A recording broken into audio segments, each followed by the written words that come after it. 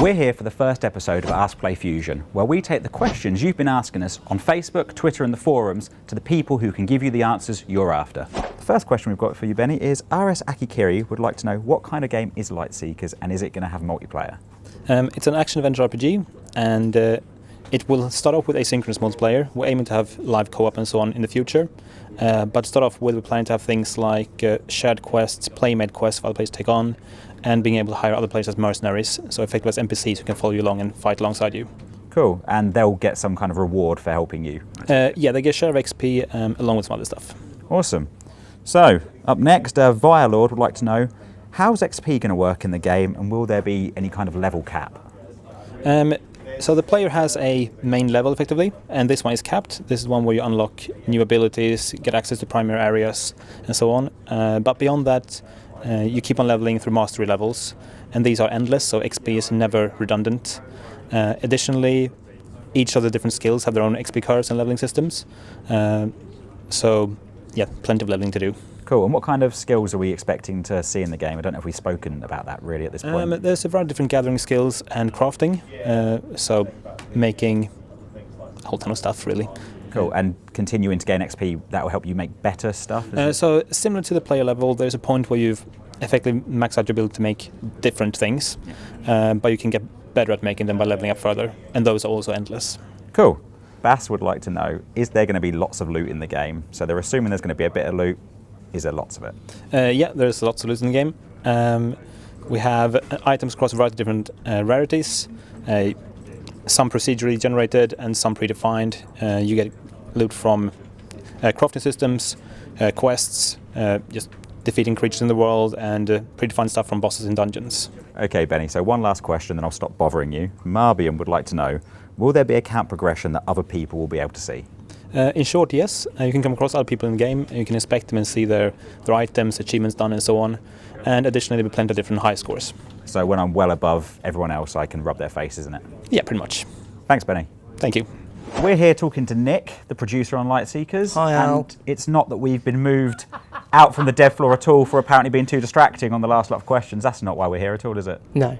Right, so, Mister, you're too distracting. You're not actually using that intro, are you? Yeah. What? Kay would like to know if you could give her a brief summary of the current storyline that we're working on for Lightseekers. Sure. So we've worked very long, very hard on a huge amount of history for Lightseekers. So story goes back many thousands of years before gameplay actually starts. But to cut all of that short, because you start learning about that as you progress through the game. We don't want to give it all away. But basically, you're one of the Lightseekers, and you are travelling out into the unknown to investigate a large pillar of light that has mysteriously appeared over a temple in one of the forest zones. And how much of a struggle was that right there to tell us the storyline without spoiling anything? It was all right, actually. Yeah. Cool. Mr. Kalius would like to know, and this is a question we have seen quite a few times, is Lightseekers going to be available on the PC platform or is it only for iOS and Android? Okay, so we are absolutely targeting the iOS, Android and Amazon tablets at launch, but we will also be supplying a super early version of the PC for enthusiasts, obviously with the aim of supporting it fully later on.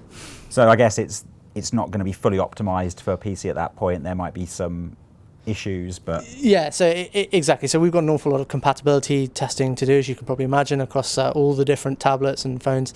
So PC, just for launch anyway, I think you'll see from all the videos we're doing quite a lot of stuff, and so we want to make sure that the stuff that we do provide is super high quality. So we had to draw the line somewhere, and so yeah, we'll be providing it but supporting it more fully after launch. Awesome. And Jazz Sands, this kind of backs up on the last question. He said, will all tablets, I assume he doesn't mean his Nokia 3310 or something like that, Let's hope not. Will they all be supported?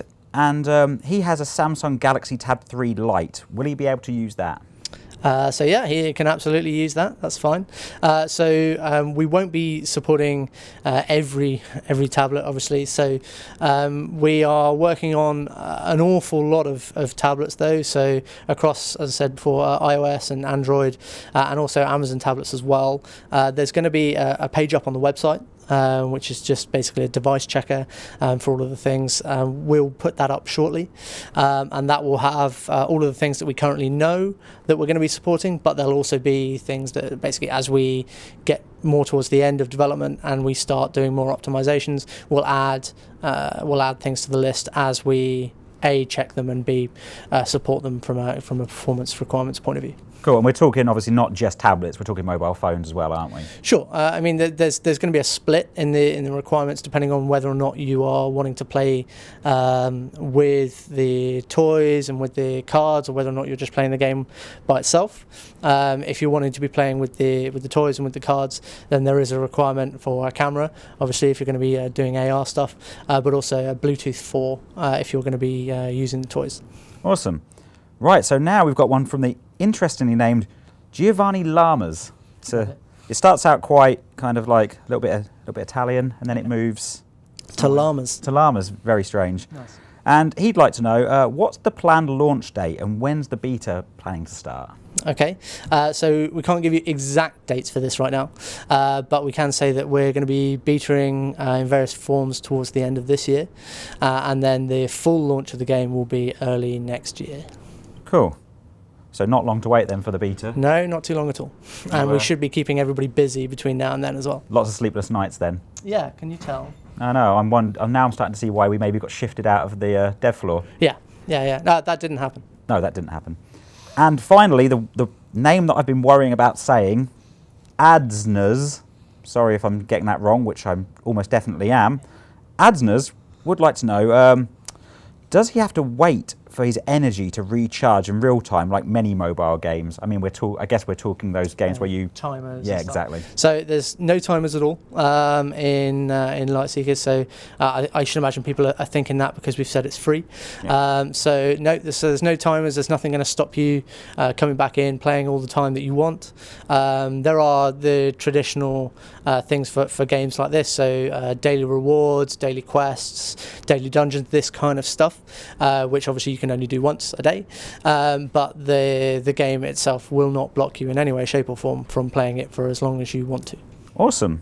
That was relatively painless. Yeah, it was fun. So I love you guys. Well, of course, what's not to love? Yeah. So we'll stop bothering you, and you can go back and not shift us off of the dev floor. So, you ready to answer a couple of hard-hitting questions? Go for it, hit me. Okay, so Nicholas Defelice, with a very fancy name, would like to know how a player's experience with the game will be affected if they were to choose not to buy cards or any of the action figures.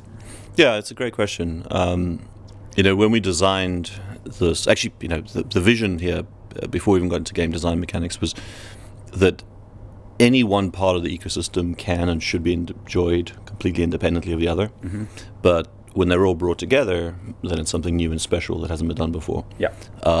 So, for hardcore RPGers, the game will be awesome standalone. And there's certainly no need to engage with any of the other parts of the ecosystem. Same is true of cards, the card game. It's a very cool, standalone, pretty cerebral card game. And if you use it with the app, then it's further enhanced, and we brought some cool AR stuff into it as well. The same is even true of the digital action figures. Even if you didn't use the game at all, they're cool figures in their own right, aren't they? They're cool figures in their own right, but they're also, they're smart, essentially. They've got their own personality. There's a few things we're not talking about yet. We're going to announce shortly, which will mean that statement will make a whole lot more sense. But yeah, the whole idea was that even in an offline capacity, these things have a ton of personality and intelligence, and can even engage with each other.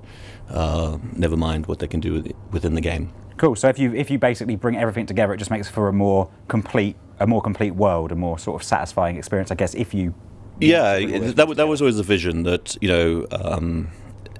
if we designed this ecosystem from the get-go to kind of neatly integrate and reinforce each other, that they would each amplify each other in really cool ways. And we don't think that's been done, and we're very happy to pioneer that.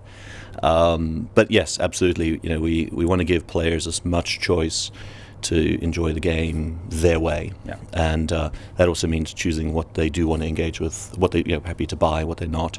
The game can be played completely freely free in its entirety. And again, that was a very deliberate decision. So even if people didn't want to part with cash, they could still enjoy a very engaging, compelling experience and be part of our community. Awesome. And will there be anything that players, if they don't buy an action figure, that they won't be able to access, or anything that would be affected by that? There's certain bits of the game, some specific mini games that have been designed to really showcase toy functionality, but apart from that, I say the core of the game can be enjoyed completely without needing any action figures or cards. Awesome. Then a mascot, for your second question, has asked, do you guys have a system in place for figures or weapons that break or are lost or are stolen? And will progress on these characters and weapons be lost?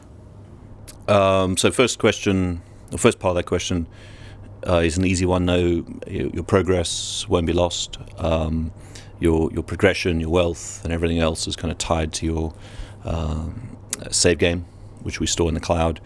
As far as the actual, a broken accessory, say, the reason we picked Tomy as a toy partner is they have a very strong reputation for doing quality and very often actually exceeding the standards they need to. And so, I think there'll be less of an issue. But in any event, if any of these items were faulty, then Tomy will deal with the replacements. As far as being stolen or something like that, we have a system to obviously track when a accessory is shared between one count and another. Every accessory, every action figure has a globally unique ID. So if there was a problem there, we can obviously action that further. But we're not expecting any problems there. So hopefully that's answered some of the questions you might have about the game. Remember, if there's anything else you want to know, tweet us, talk to us on the forum, or message us on Facebook with the hashtag AskPlayFusion, and we'll see you next time.